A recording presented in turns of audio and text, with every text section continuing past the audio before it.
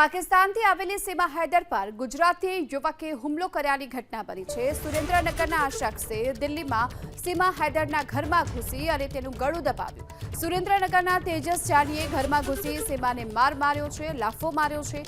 દિલ્હી પોલીસે જોકે તેજસ જાનીની ધરપકડ કરી છે અને તેજસ જાની માનસિક અસ્થિર હોવાનો પણ દાવો કરવામાં આવી રહ્યો છે।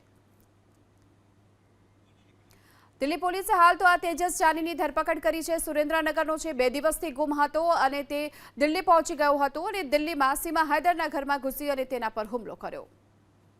અમારી બાજુમાં તેજસભાઈ રહે છે અને એ ઘણા દિવસથી દેખાતા નથી અને એમના મમ્મી એક્સપાયર થઈ ગયા, એને 6 મહિના જેવું થયું અને એમને મગજે આમ અસ્થિર મગજ કેમ થઈ ગયો એવી રીતે એકલવાયું જીવન જીવે છે અને એકલા જ રહેતા હોય, ક્યારે આવે ક્યારે જાય કોઈ ખબર હોતી નથી અને એમને અત્યારે આ જે ગયા છે, આ બધું થયું છે એ ખુદ અમને ખબર નથી અને આ તો જ્યારે અહીંયા પોલીસ આવી ઘરે ત્યારે અમને ખબર પડી કે આ આવું બની ગયું છે।